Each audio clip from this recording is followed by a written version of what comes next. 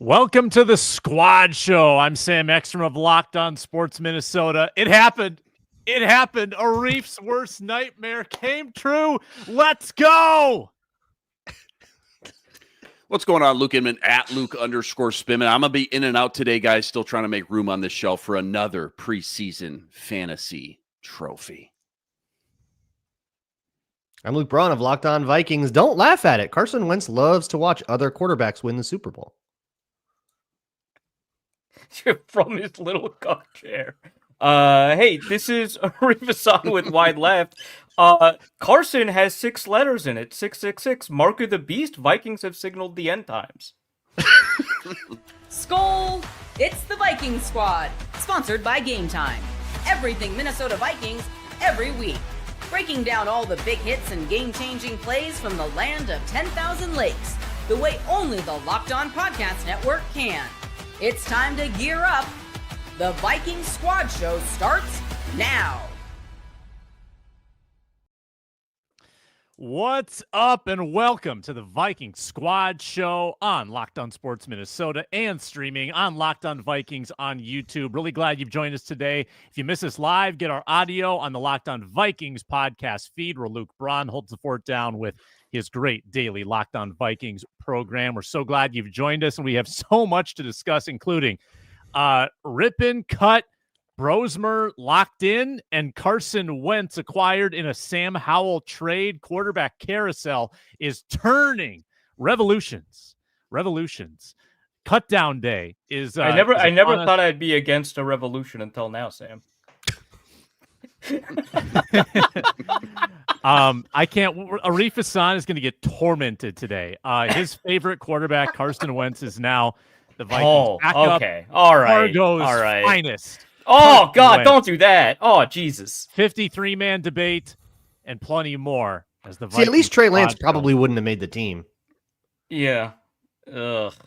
Hey, I got to deal with Wentz all year. I know. Okay, so I know that we're a show that likes to appeal to like the Vikings audience. Broadly, we don't want to alienate anybody for no reason at all. But if you live in Fargo, you suck, actually, and I dislike all of you. So, and that goes and Carson's from Bismarck, so that goes for Bismarck too. There's only like 2 people there anyway, so I'm not really insulting anyone. Huge, the capital of North Dakota. There's only 2 people there. So yeah, I'm mad at all of you, and you all deserve misery. Anyway, Sam, that's okay, right? I could say that. That's cool. I mean, right? why not? Why not isolate and polarize? The last time you're going to lash out today. For the people first from Fargo, time. no, this isn't about you. We're always trying to appeal to the first-time viewers, first-time listeners. Welcome, glad you're here. Arif, why don't you give the origin story just briefly? Why is Carson Wentz your mortal enemy? Okay, so if we want to for a brief moment, shelve the bit and explain how the bit came to be, kind of like I don't know if that's a fourth wall break or whatever.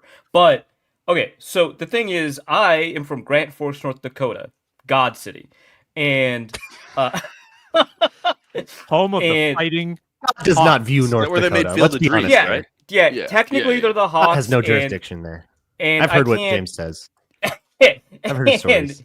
Look, okay, so God has to abandon some people, and James is just one of them. Okay, I think he would agree, actually. Yeah. Yeah, technically the home of the Fighting Hawks. No one there calls them that. I will not explain what people call them because I don't love the new nickname, and I'm legally obligated to not love the old nickname. I'll just go with that. But the University of North Dakota has a football team. It's not incredibly accomplished, maybe I would say. But they had been rivals with NDSU for a long time until NDSU got the cheating. Let's just go with that. And just had a little bit of success at the FCS level, the little junior varsity college level, and it got in their heads. And so I really disliked a lot of NDSU quarterbacks. That includes players like Brock Jensen, the most recent quarterback Cam Miller. Carson Wentz happens to be one of them. Trey Lance happens to be one of them. Technically, I mean, he's really more of a safety. But yeah, so like that's been the thing. And the thing is, I've hated NDSU before they started regularly making the FCS playoffs. And so people got real confused when they started making the playoffs. And everyone's like, wow, what a great underdog team. They're beating FBS teams. And I was like, I hate them. I want them to burn, right? And people are like, what are you talking? Aren't you from North Dakota? And I was like, Doesn't exactly. like NDSU. Yeah. Yeah. So being just a random NDSU hater on Twitter got me a lot of, and then I have to keep that up. And then Carson Wentz on virtually no meaningful snaps ends up getting like all of this play as a potential Two-time Super Bowl quarterback. champ. Technically, he was on those rosters. That is accurate. As Luke Braun says, he loves to watch other quarterbacks win the Super Bowl. Yeah, and which actually also he loves to watch other quarterbacks like win games because at NDSU he was egregiously hurt multiple times, including throughout their playoff run. Like that just happens to him. Just as soon as the games matter, he's out. His tendons are like, I don't know if we're up for this. And his tendons are right, actually. He's not. He's not up for this. He's not up for any smoke.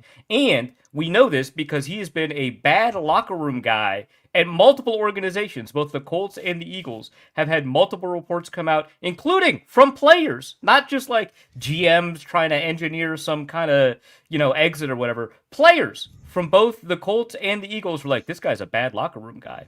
Anyway, the Vikings have invited the Beast in. Well, I can sit with a straight. This is why I love this. I can sit with a straight face and tell Arif, I actually think this is a great backup move. I actually think this is a perfect backup because you don't look. I don't care that Brett Rypien is a bad quarterback. He's a better backup. The 100%. You needed to upgrade. Rypien's preseason was disgusting.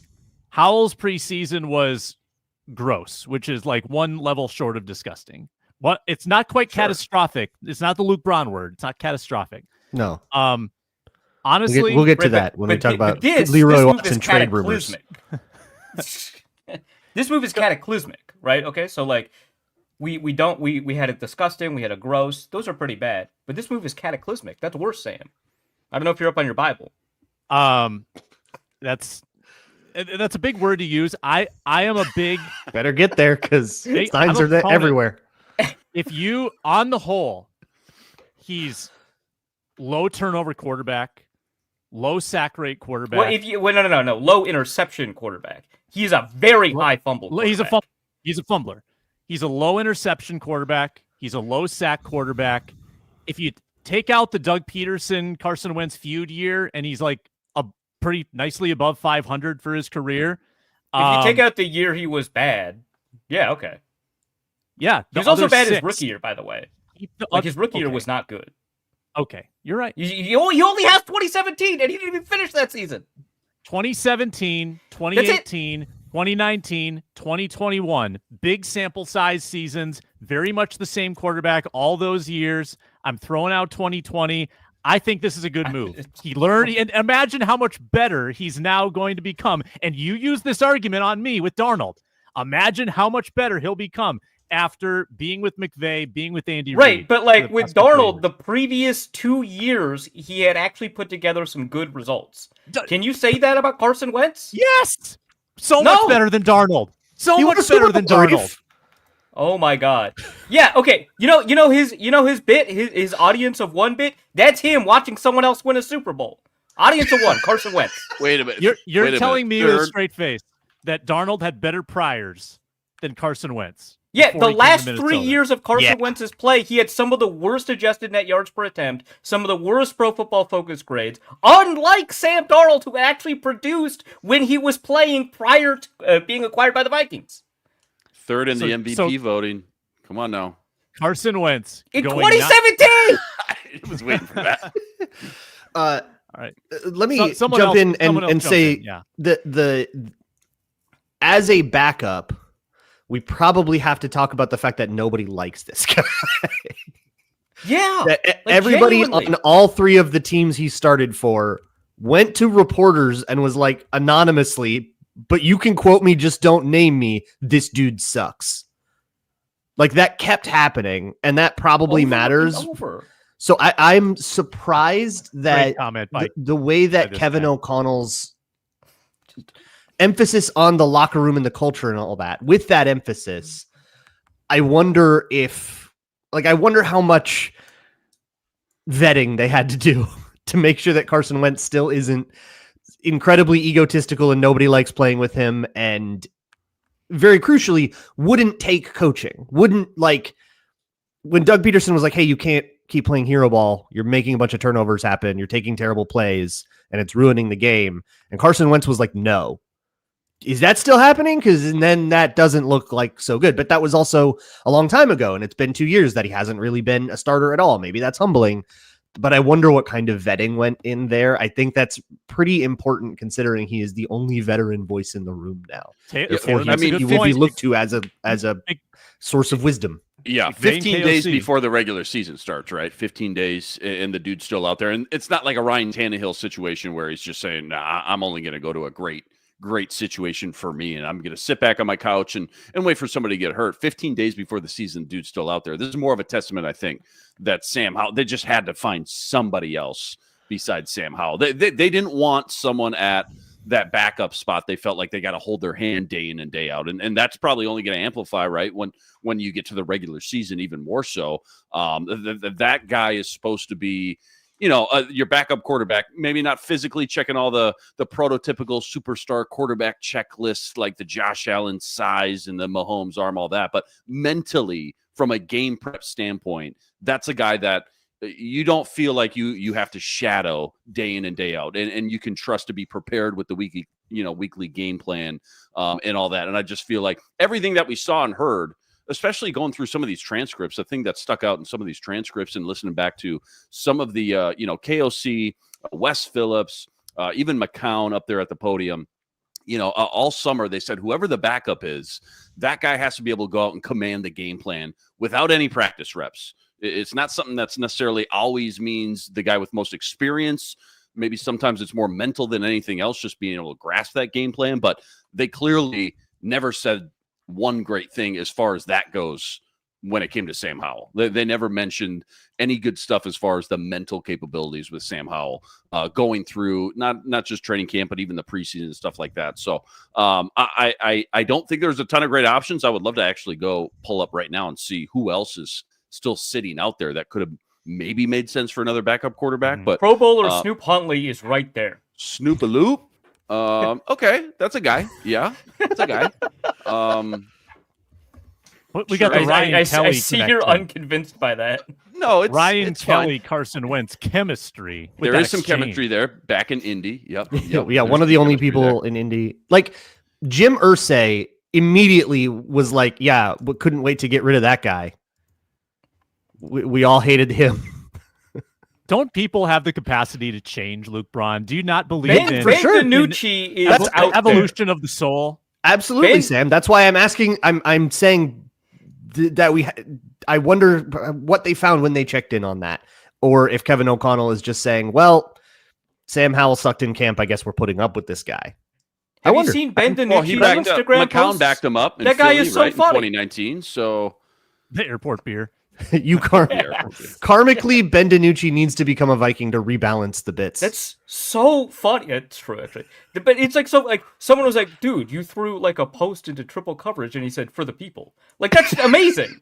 That's incredible. Under his picture like of the airport beer because he was getting cut for the 7th time. Yeah, it's like it hits different when you get cut for the 7th time. You wouldn't understand. That's incredible.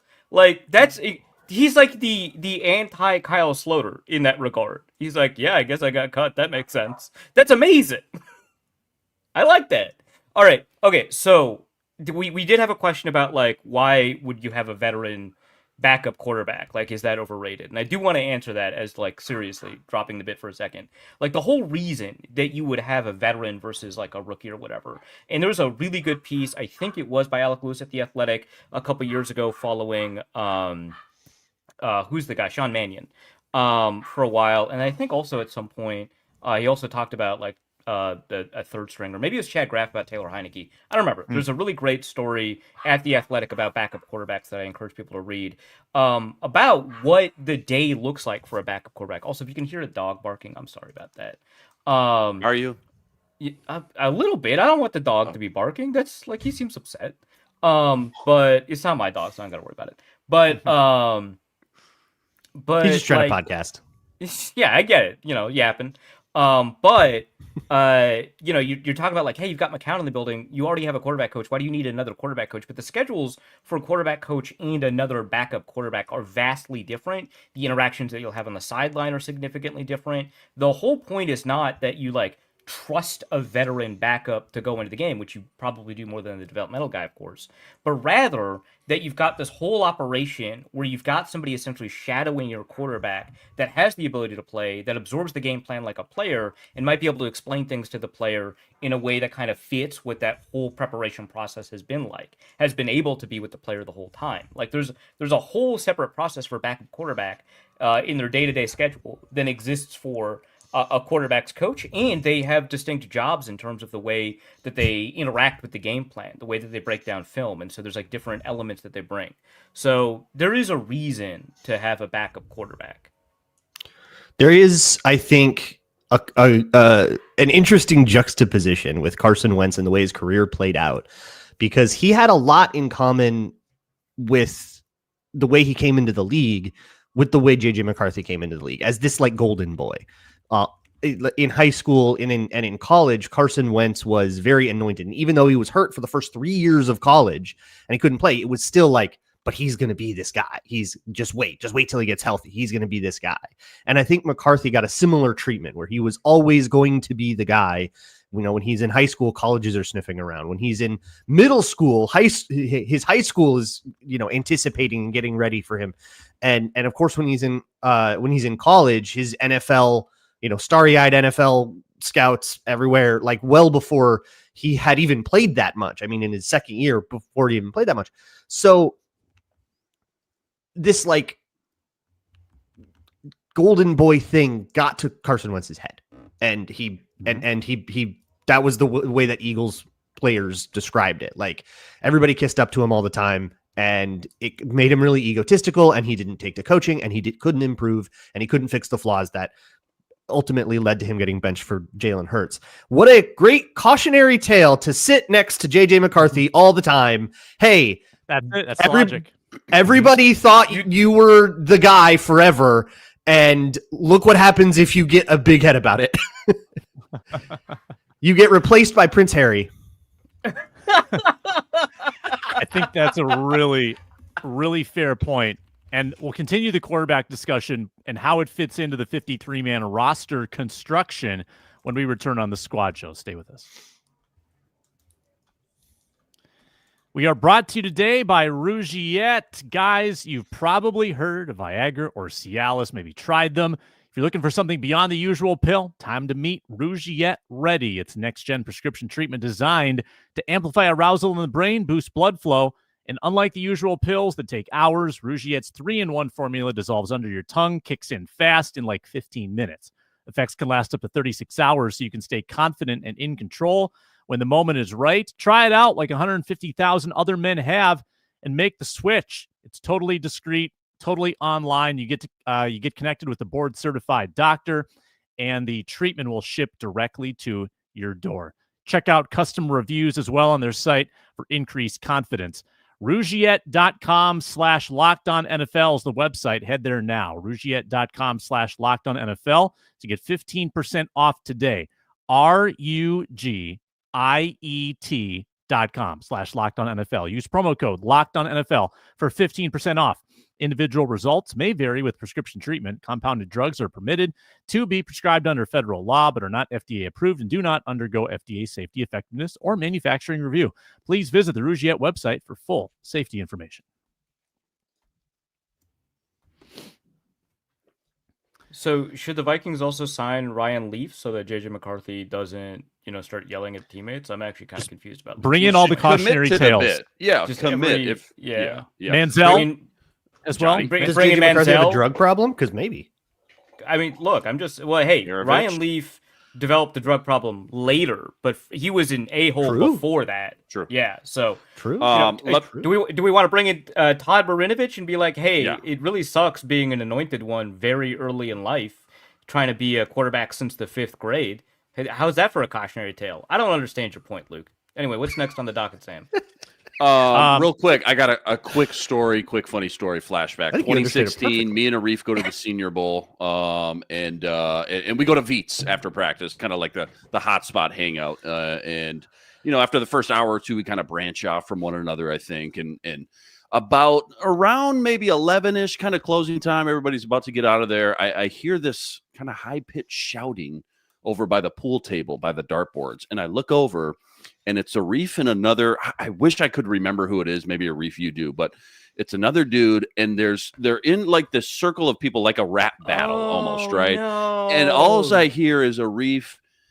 I mean, going at it with this guy about how Carson Wentz is not gonna be a good quarterback. That was 2016. Carson Wentz was down there that year. That guy was sauced. That guy was so deep in it. He was like 3 sheets to the wind. He forgot to pay his tab. He was going at it, and my friend Mark Schofield is like, "Hey, man, we got to get you out of here before you get beat up."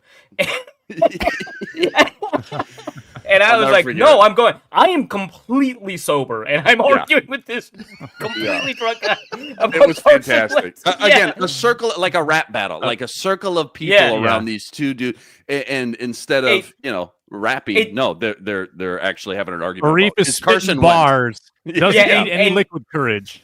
And this dude was like, "All right, let's take it outside." And I'm like, "Yeah." And then he goes outside, and I just like, I'm just staying here. Don't worry about it. Yeah, I'm not going to do that.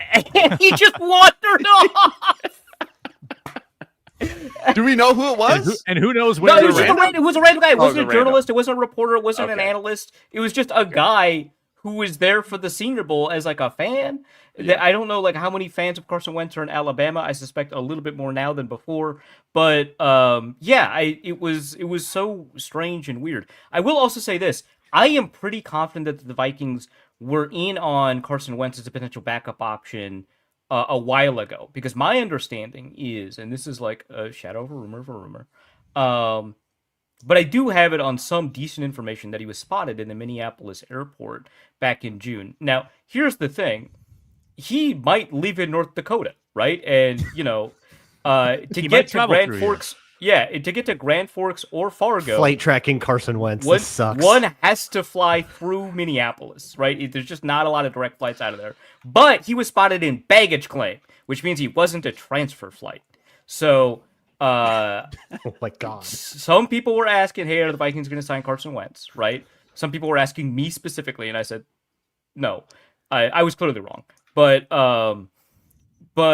my guess is what happened is that the Vikings had a conversation with him, and he said, I don't want to do training camp. And they said, okay, well, if we don't have this resolved by then we'll give you a call. So that's my guess as to what happened.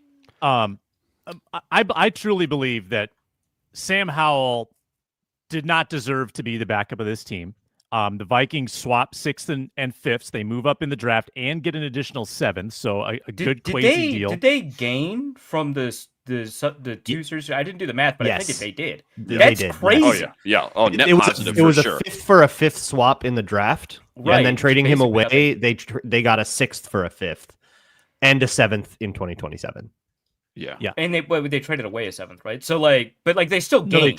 They gained a 7th. Oh, they also traded a 6th. Yeah, got a 5th this year and a 7th next year. So they netted on the Howell, and even though Howell did what he did, they still got good value. Rypien getting waived, no surprise. Brosmer. Now, I was texting you guys. I loved the national CBS crew. I thought they were super well prepared on Friday. And the way they were taught, and these guys, they had the meeting with KOC the day before. Like, they got all the intel and they got the talking points. It was pretty clear to me that they heard how much they loved Brosmer, how Brosmer was like arguably preferred to Sam Howell, because Charles Davis is not going to go start saying, hey, this might be your QB2, unless he's legitimately their second favorite quarterback on the roster. Like, why would he go with that unless he had gotten it on good authority? He doesn't know that. Yeah. He got in on what? Tuesday, Wednesday, started doing the interviews. Like Charles Davis, I mean, he's covering all 32 teams. You're totally right, Sam. He definitely had some intel from KOC or McCown or Wes Phillips, whoever it was. Yeah. And I think Brosmer deserves being on this 53. Now, the 53-man cuts have begun to trickle in. Make sure let me know if we get any during the show, because I'm itching, and so is Macho Meach, to play one of these. Let me know if we've got Morning. 20 more cuts, or at least 25 more cuts until we get down to 53. So a long ways. One from a probable one from earlier this morning from Tom Pelissero. I don't think it's happened yet, but they will waive Leroy Watson if they can't find a trade partner for him. Controversial. What? Patriots. Liudo. That's seventh. Someone call the baby that's playing Jacksonville. Who would trade for that? Was a terrible preseason. Whoever trades for Leroy Watson, you now know they are not watching tape. That's so good because they signed Leroy Watson for free. You could, like, if you wanted him, you could have just signed him, and then he reduces his value with his play. And the idea that they could trade him is, if they manage that, oh my gosh, that's a Tom Pelissero report, by the way. I'm not just like that's not. No, I know. Yeah, that's crazy, insane. Not the first time that it's been leaked, in order to try to drum up some value. But honestly, who's even trying to squeeze trade value out of Leroy Watson? Why? Like, why? It's ridiculous until it works, Sam. Because Tom Pelissero will tweet anything you say. You might as well throw it out there. He's the Ron Burgundy of scoop artists. Yeah. He will read anything that is in his inbox from an agent. And you'll tell him what really happened with J.J. McCarthy in November of 2024, and that's the deal. 53-man hot takes. First, let's read off the cuts from yesterday. None that were eye-opening. Reddy Stewart, Keenan Garber, Trey Stewart, who had one of the most disappointing preseasons of any skill player in a while. Mish Powell, Logan Brown, Zach Bailey, Silas Bolden, Rip, Robert Lewis, Travis Bell, and then terminated Rypien and Gill. So plenty more to go. I have one. Nothing too shocking there. I have a shocker. I have a shocker. I'm worried about my guy, Zemaiah Vaughn. I thought you said Tim Jones. Well, that's not my guy, but I'm worried about him. I'm actually less. I'm worried he might make it. That Tim Jones might make it. I think it's 50-50 Naylor's a pup guy at this point. If we've got no with a jammed hand or whatever it was. I mean, if it's going to take more than 4 weeks, I think Elijah Williams he's got a hamstring. If it takes more than a month for a hamstring to heal, which it very much could, that he could end up being a pup guy and not technically on the 53. Pup's going to muddy the waters here. I'm worried about my guy Zemaiah Vaughn, and not just because he got his soul taken out of his body by Van Jefferson. Oh, that was rough. I thought he lost a little momentum, a little steam as camp went on, and also, what if our 87th guy on the 91-man ranking? What if Kylef Hailasi takes the Tavier Thomas spot, special teamer? I looked at the special teams reps. He did a ton of special teams, way more than Thomas, way more than Vaughn. Was he good at them? No. Okay, then what are we concerned about? I think Alec Lewis. I think Alec Lewis harder got from scrimmage does making it over. Yeah, Alec went with that on his last 53. Yeah. But I wonder if there's a defensive back move that we haven't because it's been McLeathern and Vaughn for so long. I think they bring in Stephon safeties. Gilmore, dude. He's still out there, right? Dude, when's the last time we had 4 position groups that was well, they'll get somebody on waivers to fix that. Yeah. That's rough. They'll get a tight end and a receiver and a corner and then Wentz. My God. This goes back to what you and I were talking about, Luke, on the postcast. This is a very top-heavy roster. I mean, the starters are set in stone, and they look great on paper. But once you start to get to the second and third team, these depth guys, these backups, it gets thin really quick. And I'm with you. Maybe corner feels very similar to wide receiver, where it's maybe the 4 or 5 or both aren't even on the roster at this point.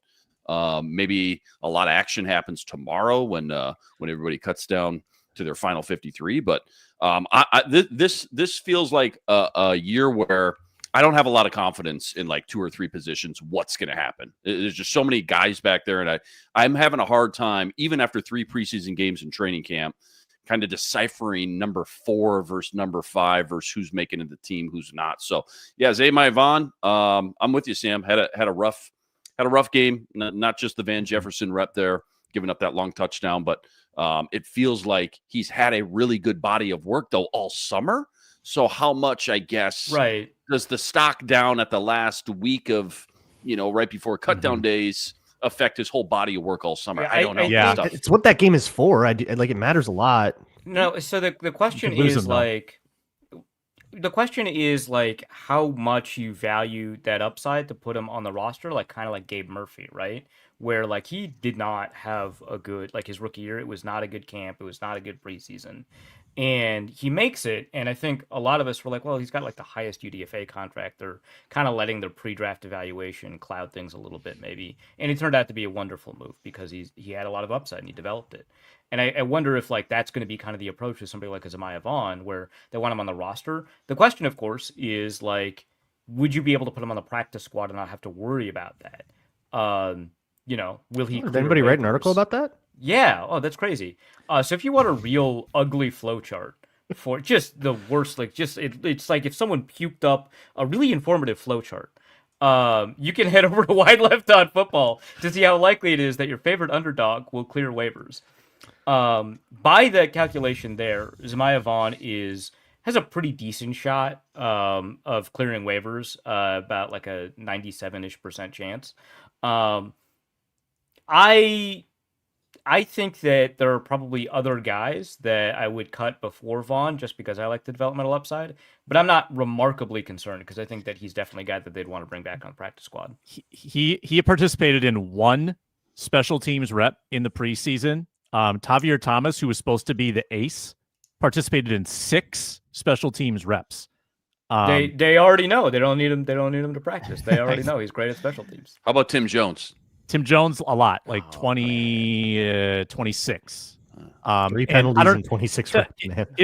Tim Jones has cornered the market on the sideline, like honey hole fade for Max Brosmer. Like if that's your move, if that's what you want to go to, that's the Tim Jones move. How many times in camp did we see like him layering it in to Tim Jones or in a game on that left sideline? Like that's the play right there. That's why Tim Jones is a perfect example of like how reps on special teams does not mean you actually won any of those jobs, because he didn't win the gunner job.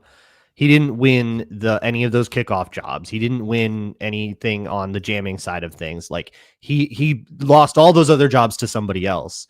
And when you put together like who has a special teams job, then you can try to figure out like who's on the team about it. And maybe that's Miles Price as a returner. That's kind of the only thing I can think of. But as I was doing my like final 53, I was at like 51 guys, and I was going, I don't know, Miles Price, like it's bleak. And anybody who wanted to grab a spot could have, and a lot of people played bad in that Tennessee game. I think Price has earned it as a returner, and absolutely, well, except for almost like stepping on the line on that kickoff return at the end of the Titans almost game. Is not, right? Almost is not. You're fine. Yeah, he didn't. I don't see it in the box score, Sam. Yeah, right, exactly. It's good. No pictures. He bobbled one, which is also a concerning. That almost. Is more of a concern. I still don't think the punt returner's on the team right now.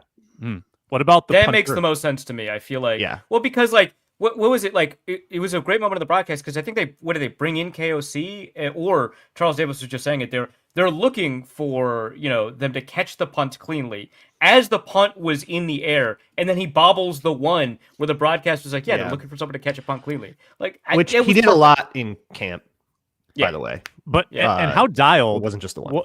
How dialed was the broadcast to identify? Oh, Oscar Chapman is holding this one. He's in the mix as the holder. Clearly, that was someone awesome. let them know that ruled. Super slow-mo of the bobbled hold. That was a great preseason broadcast moment. Hall of Fame. Truly felt like watching the ones in the preseason as compared to everyone else's like threes as their like local broadcast. Yeah.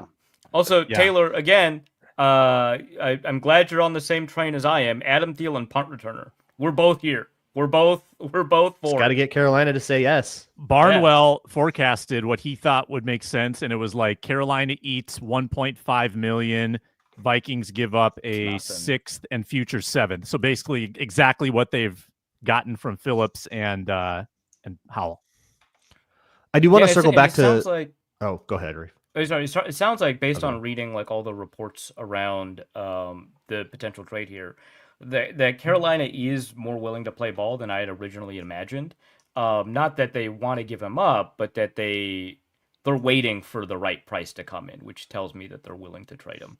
So I found that interesting because most of the reporting is just that the Vikings want him, not necessarily that Carolina was playing ball. And now it seems like, based off of all these reports, that Carolina is at least partially playing ball. So it could happen. I do want to, real quick, just get it on record because it showed up in the chat. Macho Meach said if Hendon Hooker makes the roster, Sam and Inman are validated. Absolutely not. He is firmly QB3 behind Kyle Allen, was firmly QB3 behind off the street Teddy Bridgewater last year, is on the verge of being cut, and they are considering bringing in someone else for that QB3 job instead. He is as respected in Detroit as a quarterback as Miles Price is respected as a returner. Yeah, he's in the wrong system there. Not his fault. You got to put him in a fake Tennessee system where any idiot can get yards and trick you into thinking he's good. Well, I want you guys both to know that I have been screenshotting Hendon Hooker's atrocious box scores and texting them to Sam all preseason. So we're dialed in, dude. We know where we're at. We'll take an L when we got to take an L. Hype is, I believe, what the standard was. Not Billy makes the team his third year. You can't. You gotta outdo Andrew Booth by a little more. Like, dude, just imagine being behind a high school coach and then next year a worse version of that high school coach. That's crazy. Yeah, he ain't making it. Let's do some on or off. Look how long it took for Sam Darnold to really take off. Late bloomer. Well, we'll see what happens in the UFL where Hendon Hooker is next to go. Skipping the CFL. We'll see if he can Jalen Redmond his way back in the league with a stint with the Arlington Renegades. Honestly, the CFL might be better for him because it's like a really wide open league. Final declarations on the 53-man roster, on or off after this break. We're brought to you by FanDuel today, and we're 1 day away. We're 1 day away from FanDuel Futures Day. That's tomorrow, August 26th. It's like a brand new holiday for football fans who live for the bold predictions and the preseason hunches, and it only lasts for 24 hours, where you can put together your division winners parlay. You can crown your Super Bowl champion. You can make your MVP prediction, and you get great value. FanDuel giving you lots of options for making those futures bets tomorrow, 1 day only. I think you got to throw your Vikings in the division parlay, and the value is just way too good. This is the FanDuel app today. Start planning your futures bets now. Futures Day is 1 day and 1 day only. It's FanDuel. Play your game. On or off the 53-man roster? Xavier Scott, Inman. On. Bye-bye, Ty. Maybe you can get a seventh. Maybe you can get a future seventh for Ty. Easily on, and it's already been rumored that they're trying to get a trade for Ty Chandler. Yeah. On as well. Arif, unanimous. Xavier Scott. You are muted. He's muted. And yeah, on. Yes. Yeah. 4. I'm totally in agreement. Huber. Off. I want to say on. I just I can't do it. I don't think so. I don't know. Like I'd have to figure out kind of what the 9 looks like for me, but I'm gonna go with off. Yeah, off for me. 1 good preseason game, 2 bad ones that doesn't make the team. Good practice squad though. You're the new Henry Bird. Congratulations. Henry Bird had a great preseason last year. I just realized that looking it up. Anyway, it doesn't matter. He's bad. Yep. It's so much is going to come down to waiver claims. I want to say on, but also I think you're right. I think this is a fairly simple practice squad sneak on. So I'm going to go off. Yeah. Undrafted rookie that did not play well in every single game. I don't think you have to worry about it. Yeah. Or a Reef's flowchart. So if let's say that Elijah Williams is not a pup, is he on the roster? You'd have to figure out if you want to get rid of LDR or probably not Taki. Taki's probably fine now, right? Yeah. You would get rid of Taki? You still have 7 in play here. You've got Allen, Hargrave, the problem Redmond. is size.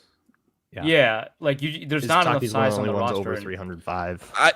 Going back to the Alec Lewis, he just had this 53 projection 2 days ago. Obviously, he's pretty tapped in. I don't know if he was just going for a spicy take or not, but he's got Elijah and LDR making it. He's cutting Taki, and he talks about like, it's a gamble rolling with no run stopping nose tackle in there. Can they just have confidence in the system strategy with Flores and whatever that looks like? But body wise, like, yeah, that's to have That's a no tough one true for me. nose tackle in there. That's tough, but it becomes a numbers game because I love Elijah Williams too and what he's Yeah, looked like too. do you love him more than Levi Drake Rodriguez? Which I think it's valid if you do. I think that makes sense. Yeah, But I think that's the decision I'd want to make. I don't let me think put it that's this how way. camp and Even if I preseason has did, played out.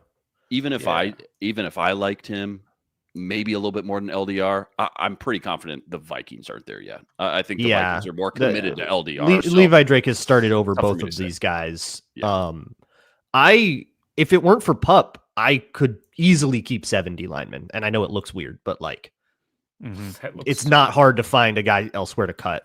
Like in my 53, okay, by Tavier Thomas. I didn't really it's want like to you anyway. got 4 corners, 3 safeties. I got like 3 spots in for defensive Willis point linemen. TBD. Like it's fine. I mean, So realistically, it was a pretty easy 7 for me. As I was about to do a big Elijah Williams video, and then I realized that it was probably going to be on Pup and it was going to be moot. But in watching that, you got to keep that guy on the team. Yeah, he did fun. play rosterable football. He had that kind of preseason. You gotta. My guess is if he's not Pup, right? That which seems the most likely. But my guess is he makes the initial 53, but not the week 1. Like my guess is at some point later on, he would get waived for like an addition at tight end or cornerback. Or You think he'd be that 53rd safety. guy, that like first guy to get moved kind of thing, 52, 53? Yeah. Yeah, which I feel like I it's think that's- probably, I haven't checked this, but I think it's probably easier to sneak someone off of waivers right before the regular season than it is right after cutdown day. Yeah. Tight end 3. Are they on the roster? That's the hardest question yet. I'm going to Tomorrow say they are, no. On I'm week going to 1, say no. are they? No, I don't think so. I think the tight end 3 that we're going to see in week 1 is not on the roster. But if I had to pick one, it would be my guy, Urasek. I'm going to say yes, not because Urasek did particularly outstandingly or whatever. He was fine, I guess, but more because they just have bigger fish to fry on the waiver market. They have too much work to do. That's true. Did he get a target in the preseason? Like a target? He at did all? get a catch in the third game. Yes. My guy, Caught a let's little go. tight end screen. One and catch, 5 yards. 5 yards. Yeah. Yeah. It was fine. Great. Five more yards than Bartholomew. Let's go. Hey, you do that. We were all pretty down on Nesbitt. Are we still down on Lot of Nesbitt? production. After Yeah, the but that was Yeah, I you mean, can't not be a production was blocker. nice. ends on a high Yeah. note. You love to see that. Maybe they Yeah, keep him on the but- practice squad. Who knows? Practice Just squad especially and- because tight end is so thin. But he no way. One good game, solid game on game 3 of the preseason is enough to leapfrog even a guy like Urasek at this point. Yeah, practice squad and bring a big thing of protein to the protein powder to the smoothie bar. I think that's the deal. You got to be a blocker to really be on the team, but I like keeping him in the org and seeing if you can bulk him up over a year. Couple wild cards. Michael brought this up in the chat a little bit ago. Mekhi Blackman, is he in any danger whatsoever? I would say no. No, he's Based not. on his age, draft status, upside still. I think they got to hang on You to just got to that. bring in Mike Hilton. You're fine. Mike Hilton available. Honestly, he did get cut. Yeah. Yeah. I don't think anybody's challenging him for real. If there was a nickel corner playing as well that's the as issue, is they need a Elijah nickel. Williams, I would be like, Yeah. yeah, they'd absolutely do it because I don't think his Yeah. preseason's been anything special. But like, But I you don't don't know have any who- nickels. And Yeah. and the two guys that we kind of been talking about as outside guys, Dwight McLaughlin and Jemai Vaughn, they're specifically, like, it's not just a size thing. Specifically, the things they've been bad at this preseason are exactly the things that you need your nickel to do. Like, it is a tremendous mismatch. And so I would Blackman's say, been better than both of those guys. Those Yeah. guys have both been worse this preseason than Blackman. Yeah. Like, don't get it twisted. So I would say Blackman, but I think that what ends up happening if you've got a nickel injury, hopefully you don't, knock on wood. But if what ends up happening is you might just have a safety playing a lot of that stuff. Yeah. Like you might not have Blackman Yeah. actually doing it for a lot of the time. Metellus a lot, yeah. Yeah. How about preseason targets, receptions, and yardage leader, Jayshon Jones? Inman. I'm gonna say no, just because I think they're gonna make a move, if not two. I mean, you got JJ, we'll see Naylor, Pup, maybe not. Obviously, Addison suspension, Ty Felton, Lucky Jackson. I mean, I'm just pulling this Alec Lewis back up. He doesn't have Lucky Jackson making the team, which is kind of surprising. But maybe he thinks they're gonna go make multiple moves at wideout. But I'm Would going not to be say no on surprised. Jay Sean. I'm also going to say no. I wouldn't be super shocked because, again, it's like, I don't know who else is making it. Maybe it's just him by default. But I think I would honestly set the odds shorter for multiple wide receiver moves. That makes sense. Lucky Jackson had like one bad preseason game, right? Like I still think he makes the team. Yeah, I think he did enough. Yeah, I think Lucky Jackson makes the team. Which makes it real difficult, I think, for Jay Sean Jones to make the team. So I'm going to say off.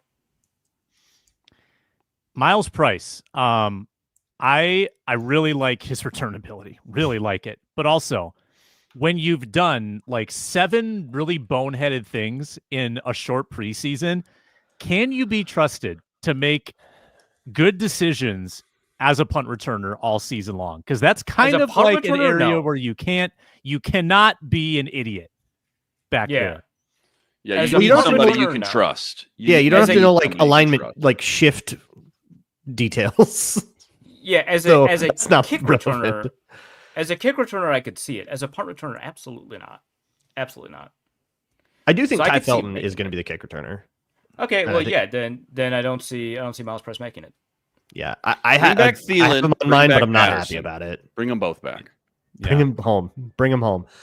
I have him on my 53, there, right? Just like on the street, so you could just bring him home. Where is he? Is he still in New England? No. Washington was his latest team. Well, Terry just signed, so they're going to boot. Yeah, it's over. Yeah, I have Miles Price on mine. I'm not happy about it. I am viewing it as like sort of a placeholder for maybe the second wide receiver move if they bring in a punt return oriented guy, because if they go out and trade for someone that's not necessarily a punt returner, they would maybe want to do a separate move for that.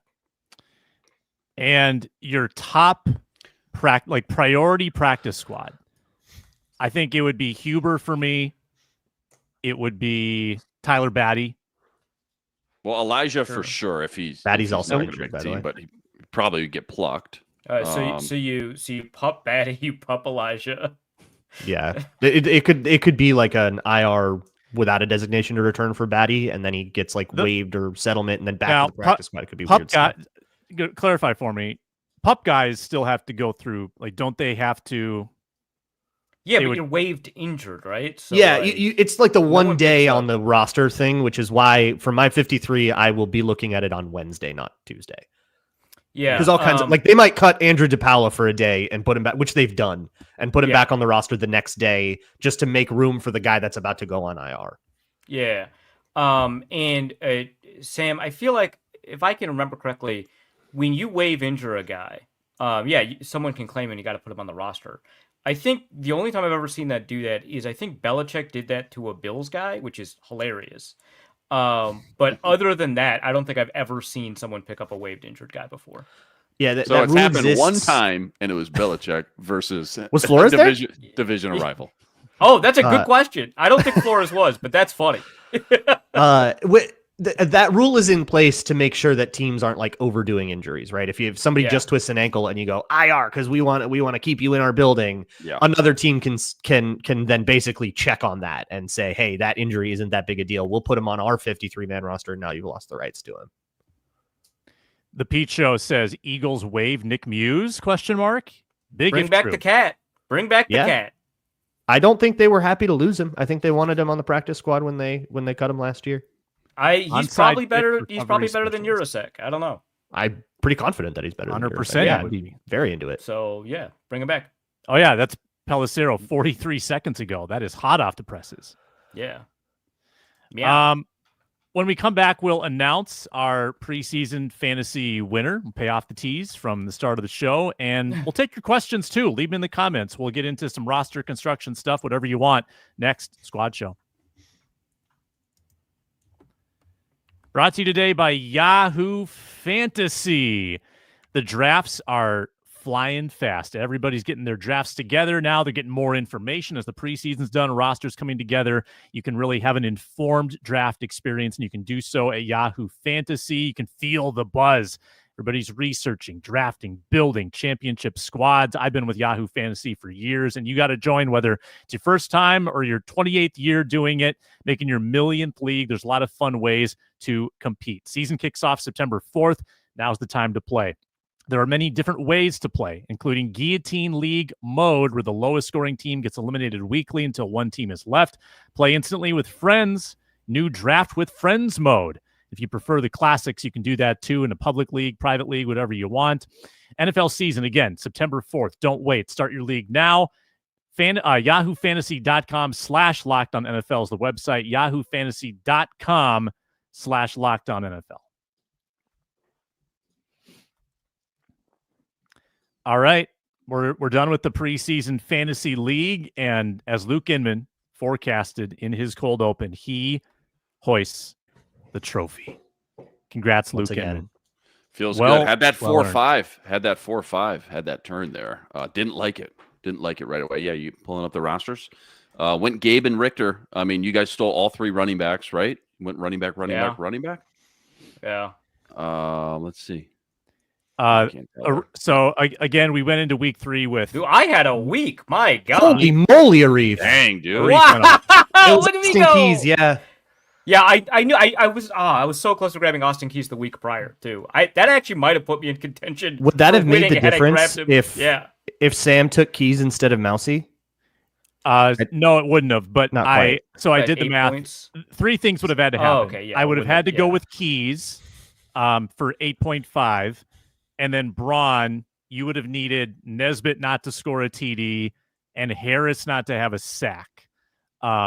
I think I would have needed all 3 of those things to occur.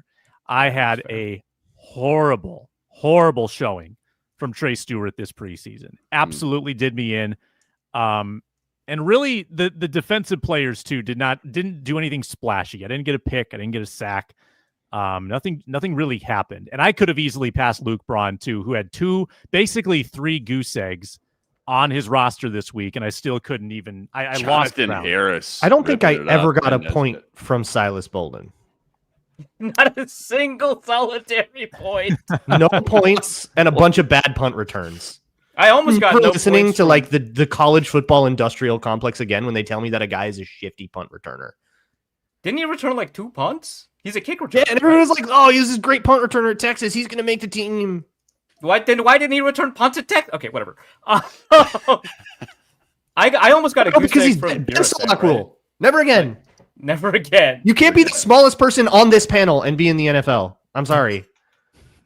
Oh God, oh my God, that's true. Oh wow. Wow. Oh, that's rough, my guy. Okay, yeah, fair enough. It's not your fault, man. Pick up a mic like the rest of us. Yeah, dude, podcasting sucks, but do it. Get in the rat race. So, Sam, remind me, what do we do? Is it like winner gets a little advantage for our gambling season long? Is it loser has to do something? Yeah. Where are we at? What are we doing? Yeah, so we've shifted some rules a little bit around. Right. So. Yeah. Well, now there are going to be some twists on this year's regular season contest that will be announced at a date later. But Luke Inman will get an advantage, and he will get to use that advantage and also apply a disadvantage to me, the loser. Yes. Yeah. Okay. Got it. So last year it was you get to pick a week where you either get to have your losses or double your winnings as the advantage, and you get to pick a week separately, I think, where you get to double the losses or have the winnings as the disadvantage, right? That sounds right. That's what it was last year. And it had to be before the trade deadline, right? Like that was correct. That sounds right. Correct. You couldn't hold it for the last week. I'm exploring some ideas to evolve this year's contest. We did run into some challenges last year with the way that the setup had worked. So it'd be nice to improve upon that. Yeah, I've got some ideas. I'll unveil them soon. I did ask for fan questions, and I want to honor that. Yeah, game time all the time. Game time. You're on the squad show. You too can get tickets to Get Drunk and maybe find Arif and debate him on Carson Wentz. That was fun. I did almost get beat up, but that was fun. He was real, lost, so I probably could have won. But if he was sober, no chance would I win that fight. We found this out, what karmic payback is Arif dealing with, suffer through the Wentz. We found this out a couple minutes before the show, 7-year-old Arif. Maybe you save that for the book? Yeah, that's maybe after show. That's the after show. That might be for a different podcast. It's good, though. It's good. Arif does have sins. Yes, that's... No, hold on. I'm in the right on that story. No, Okay? he actually, Yeah. he actually did. He was the vigilante. Yeah. Well, that really depends on what brand of ethics. If it's Kantian, I don't know. Yeah. He stepped up. This is from earlier, from Michael. Thanks for the question, Michael. Let's say the Panthers don't want to deal Thielen. Who are your top choices for receiver help? Someone who can catch punts too. Powell, Akers. 3 former Vikings. We need to expand our horizons, people. There is 100%. There's a Think waiting beyond game the for bun. next. Please think outside the box. The next 36 hours will dictate whether Thielen is a Viking, because if the waiver wire is bountiful, I think the Vikings would take emotion out of it, and they would probably go with that option. I don't think they're eager to spend draft capital on Thielen, but I think that it's on the table. Hey, if they get to move either Ty Chandler or Leroy Watson for picks, that's free real estate. You can just grab Thielen from that. Who was the guard a couple of years ago we got a pick for? Jesse Davis. Jesse Davis. He was Yeah, right. he He but it was was like going to start, and he 4 lost years the out. job It was to like Ed 4 years Ingram out. and Chris Reed. I think we're still waiting on that pick. I'm not even kidding. I think it was 2027. I think you're right. Actually, it was like Not kidding. it was a conditional. It was insane. 2027. Yeah. and Yeah. Actually, I don't It was think he like- hit the condition. I don't was going think to we say got maybe he that didn't pick. hit the conditions, but Fine. fine. Hilarious though. Do we have names for Michael though for receiver help? Seriously, we where's talked about Patterson? Is Patterson still in Pittsburgh? I mean, we No, talked about they Thielen, cut him. but- They cut him. Patterson announced himself that the Steelers cut him, and he announced it as if he was a blogger. He's like, breaking, Steelers cut old and washed up Cordero Patterson. No way. It was incredible. Oh, this is like a month ago. Okay. Yeah, it ruled. Bad dad joke. Most unique way the Bears can lose a game this year. I think getting screwed over by the virtual measurement would be pretty funny. Oh, that's think- good. I like that. Ben Johnson sideline tantrum leads to game-losing penalty, like that one time Sean Payton did it. Remember when Jim Schwartz threw a challenge flag when he didn't have to because it was a scoring play against the Oh, that would Texans? hurt extra because it's already happened to the Lions. Yeah. So I want that one. Ben Johnson keeps trying to call trick plays for linemen, and they keep failing to report. And just like they don't have 2 years they don't have ago? a guy whose whole bit is reporting. that new look offensive line just doesn't know how to report correctly. Trey Palmer, can he return punts? I liked don't him know. coming out of Nebraska a little bit. How much returning he did at Nebraska? That I would have to look I don't up. think he did any. I think Nebraska's been spoiled for returners. Right? Like they've had a lot. Spielman's kid? Do it. JD? He returned 27 punts in college. Not for a ton, but that's 27 punts. That's not like 0. That's not 2. Give me your earliest Chicago Bears game preview. Like what are the? I think their secondary's already banged up, right? Terrell Smith's out. Jalen Johnson, week to week potentially. I that's a think problem. they expect him to play. Okay. You know what I just realized this morning? No, and I don't want to fast 100%. forward past Chicago, but week 2, Atlanta, both their first round picks are out. James Pierce and the other edge guy from Georgia. Really? Oh, that's right. Yeah, they grabbed Yeah. 2. Michael Now they might be back week 2. One of them might be back week 2. At what capacity? Who knows? But right now, not on schedule to play week 1, either of them. Tofu Tomo, is Tyreek Stevenson on the roster still? I thought he wasn't on the Jalen roster. Walker. Thank you. There we go. Did he even last on the roster last year? I don't think so, right? Because he he got did. real mad that he wasn't starting, and they were like, "Are you kidding me? What? Are we in the same What do you universe? do here? Yeah. You're Good or barely bad? on the team."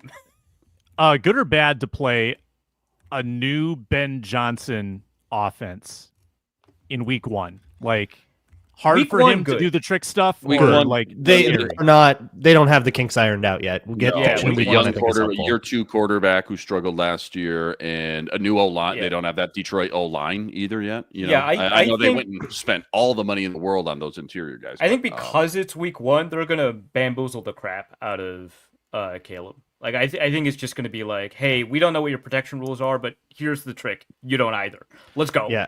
Last time Ben Johnson coached a game, he went on the podium and was like, "Yeah, we're still too sloppy."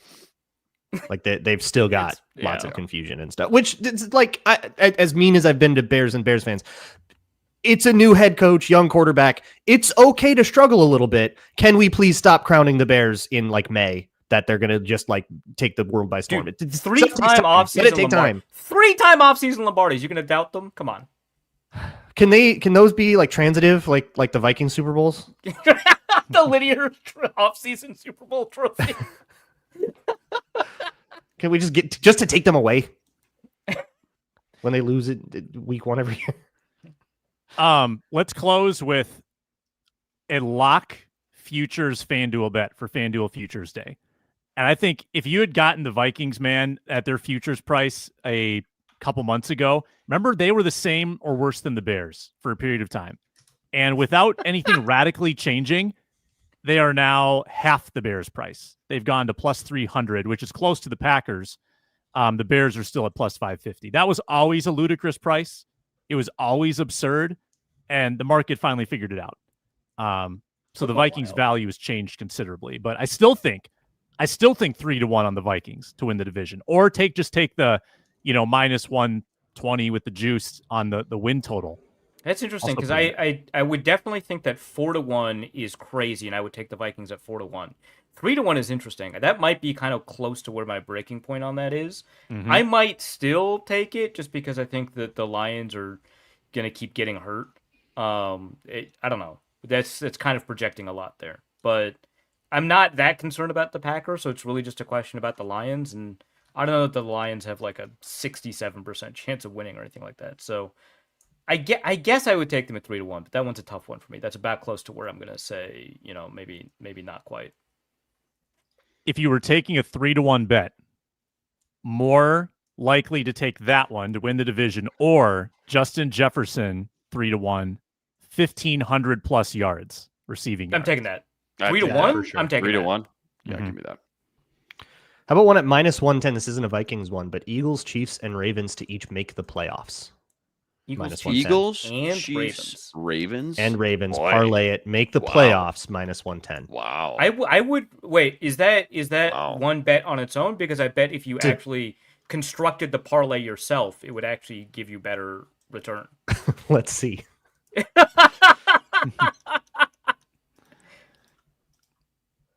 Plus 107. You are absolutely right. So great. So good. Don't get tricked. Don't get tricked. Do it.